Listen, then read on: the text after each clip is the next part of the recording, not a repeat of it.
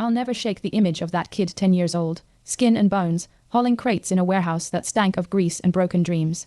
My boss was working him to the bone for $2 an hour, and when I dug into why, I uncovered a truth so ugly it changed me forever. My name's Jake Carter, and this is how I lost everything to save a boy named Ethan. I was pulling night shifts at a distribution warehouse on the edge of a fading industrial town in Ohio. The kind of place where the air was thick with dust, and the crew was rough. Guys who'd catcall women walking by and toss around crude jokes to kill time. I kept my head down, scraping by to cover rent and my mom's hospital bills. But one night, something stopped me cold. Ethan was a wisp of a kid, arms like twigs, face ghostly pale under the buzzing fluorescent lights. He was dragging a crate twice his size, hands black with grime. His eyes had this far-off look, like he was checked out from the world. When he saw me coming, he flinched, dropped the crate, and backed up like I might swing at him. "Hey, buddy," I said, keeping my voice low, hands where he could see them. "What's your name?" He stared at the floor, silent for a beat. Then, barely audible, "Ethan. Mom says not to talk to strangers." I crouched down to his level, giving him space. "Where's your mom at?" His lip quivered. "She says I gotta work to help out. I'm a big kid now." My gut twisted. A 10-year-old on the graveyard shift. I took a slow breath, trying to stay cool. "How long you been at this?" 3 nights a week, he said, a hint of pride in his voice. "Mom says I'm real good." I wanted to grab him and bolt, but I knew better than to act on impulse. My boss, Hargrove, was a mean son of a gun with ties that kept him untouchable. "Cross him, and you're out on the street or worse." So I nodded and said, "You're killing it, Ethan. I'll swing by later, all right." He gave a tiny nod, and I walked off, my brain on fire. I found Hargrove in his office, a dingy hole cluttered with coffee cups and cigarette butts. "What's a kid doing here?" I asked, keeping my tone even. Hargrove leaned back, smirking. "Kid's got small hands, gets into tight spots we can't. Works for $2 an hour, no whining. You got an issue, Carter, door's right there." I was living check to check. Losing this gig would mean eviction, maybe homelessness, but I couldn't let this slide. "You're exploiting a child," I said, voice low. His eyes turned to slits. "One word to anyone and you're done. No one in this town'll touch you, got it?" I nodded, but I was already plotting. I'd play his game, for now. Over the next few weeks, I kept tabs on Ethan. I'd sneak him extra sandwiches, passing them over when no one was looking. I slipped him cash to tell his mom he'd worked extra hours, hoping it'd buy him some rest. He was sharp, kept our secret tight.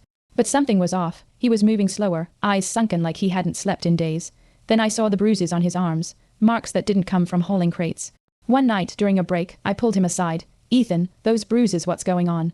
He wouldn't meet my eyes. "Mom gets mad sometimes, says I'm not trying hard enough." I felt my fists clench, but I kept my face neutral. "You want to get out to here? Come with me, somewhere safe." His face lit up, a spark of hope I hadn't seen before. "Yeah," he said, so loud it echoed. When the shift ended, I hustled him into my rusty old sedan and drove to my apartment. I knew I should have called Child Protective Services, but I'd heard horror stories, kids shuffled through foster homes, lost in the system. I couldn't risk that. I pointed him to the couch and he was out cold before I could grab a blanket. He slept for almost 20 hours. When he woke, I tried to lighten things up. "Enjoy your hibernation, champ." His eyes welled up.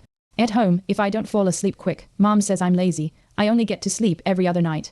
I wanted to punch a wall, but I held it together. Hungry, I threw together some mac and cheese, but he wolfed it down so fast he puked.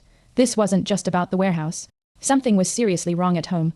My phone was blowing up with pissed-off texts from Hargrove, and unknown numbers, probably Ethan's mom. I ignored them. Job or no job, I was done with that place. A few days later, Ethan mentioned his dad. "Can you take me to him? He's real nice." I hesitated. His mom sounded like a monster, but I trusted my gut. Ethan gave me an address, and I drove him to a modest house in a quiet neighborhood. The door opened, and a guy in his 30s, worn out but kind, looking, stared at us. "Ethan," he choked out, pulling the kid into a hug. He looked at me. "Who the hell are you?" "Jake," I said. "Found Ethan working nights at a warehouse. He's not okay." His dad, Tom, let me in. After Ethan crashed in a spare room, I laid it all out: the warehouse, the bruises, the sleep deprivation. Tom's face crumpled. I tried telling the courts about Lisa, his mom. They didn't buy it, said I was making it up. He offered me a job at his auto shop since I was out of work.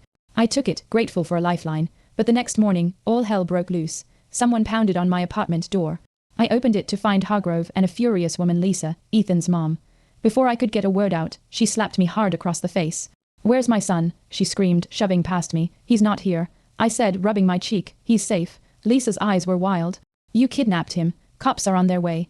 Hargrove stood in the doorway, grinning like a jackass. I tried to explain. Ethan was working nights at a warehouse. He's 10, that's not right. Lisa let out a harsh laugh. "I'm teaching him to pull his weight. You're just some sicko who stole my kid." The police showed up, and Lisa played the victim like a pro, sobbing about her stolen boy. I told them about the warehouse, the bruises, but with no proof. It was my word against hers. They let me go with a warning, but Lisa slapped a restraining order on me. I couldn't go near Ethan or Tom's place. Lisa went full scorch, turf on social media, painting me as a creep who tried to snatch her son. My phone buzzed non-stop with hate messages. My landlord got complaints. Tom had to pull the job off her. Lisa was watching his every move. Everywhere I went, people stared. One lady yanked her kid away when I walked by. I was a pariah, but I couldn't give up on Ethan. Those bruises, the fear in his eyes, it was real. I tried reaching Tom through a buddy, but Lisa had poisoned that well too, spreading lies that I was obsessed with her kid. Weeks dragged on. I couldn't sleep, haunted by Ethan's face. My savings were running dry, and no one would hire me. One evening, walking back from another dead-end interview, I spotted them. Lisa was dragging Ethan out of a Dollar General, her grip so tight on his wrist I could see him wince from across the lot. She was hissing at him, face twisted with rage. My heart pounded. This was my shot. I pulled out my phone and started recording, catching her yanking his arm, snapping at him for embarrassing her. I was about to slip away when a woman, Lisa's friend, clocked me. "He's filming your kid," she yelled. Lisa charged over, eyes blazing. "Gimme that phone." "No way," I said, backing up. "This shows what you're doing to him." She called the cops, claiming I was breaking the restraining order. I bolted, uploading the video to the cloud as I locked myself in my apartment. 10 minutes later, pounding at my door. "Not police, Lisa," with two beefy guys and my landlord. "He's stalking my son," Lisa told the landlord. "We need his phone." The landlord unlocked my door. I ran to the bathroom, trying to send the video to Tom, but Lisa burst in. One of the goons twisted my wrist until I dropped the phone. Lisa smashed it to bits on the tile. "Come near Ethan again, and you're done," she growled. They left and I sank to the floor, gutted. My proof was gone. The next day, my landlord handed me an eviction notice. Lisa had played me like a fiddle. I called CPS anonymously, but they needed specifics I couldn't give without outing myself. I was out of moves. Then, a text from an unknown number. "Meet me at the diner on Main, alone. Tom." At the diner, Tom looked like he'd aged a decade. "Lisa's worse than ever," he said. "She's starving Ethan, keeping him up all night. Look." He showed me a photo of Ethan, gaunt, eyes hollow.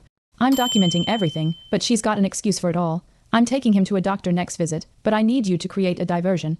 We cooked up a plan.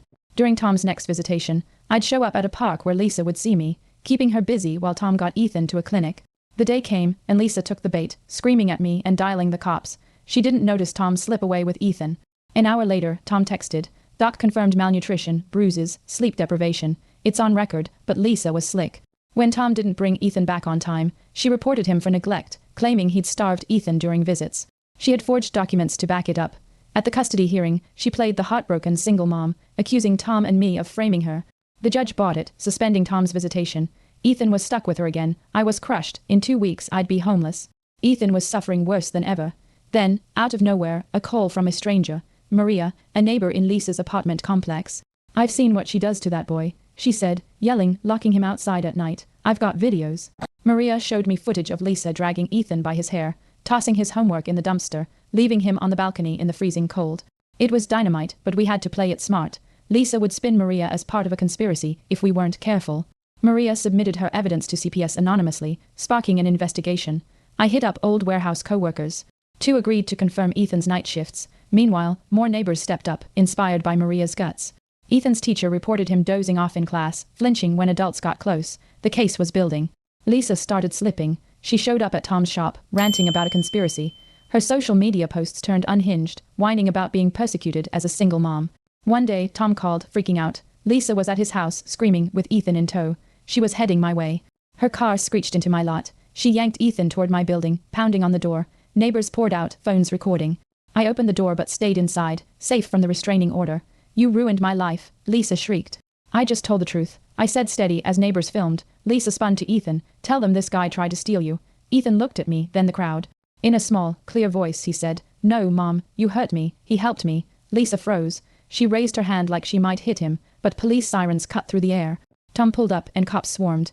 Lisa claimed I'd violated the order, but an officer pointed out she'd come to me. Neighbors shared their videos, backing Ethan's words. Lisa was cuffed and hauled off for child endangerment.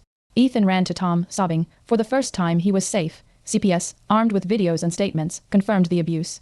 Tom got temporary custody. My name started clearing as the truth spread. Hargrove's warehouse got shut down for labor violations. Lisa made bail but kept creeping around Ethan's school and Tom's store. We logged everything, but the cops said she was technically in the clear. Then, one night while closing up at the hardware store where I'd landed a job, I heard a noise in the alley. Lisa was there, standing by my car, all 4 tires slashed. You took everything, she said, voice creepily calm. She didn't run when the police showed. At her hearing, her mom took the stand, spilling about Lisa's own abusive childhood. It didn't justify her actions, but it added a layer of tragedy. Lisa got probation and mandatory therapy. Ethan, now with Tom, started to heal, gaining weight, laughing, acting like a kid again. I got a new place, my reputation restored. Maria became a friend, inspired to study social work. On Ethan's 12th birthday, he thanked me for showing him there are good people out there. Your family now, he said, giving me a hug. Lisa sends Ethan cards, works a desk job and goes to therapy. Ethan's thriving, playing baseball, aiming to be a counselor for kids like him. I'm managing the hardware store now, volunteering to stop child abuse. Ethan's got my number saved as hero. I tell him it's no big deal, but he shakes his head. You did what everyone should do. Maybe he's got a point. Maybe being a hero's just refusing to look away, keeping a promise, fighting for a kid who can't fight for himself. I'm just glad I was there that night in the warehouse. Ethan's safe, loved and alive. That's all that matters.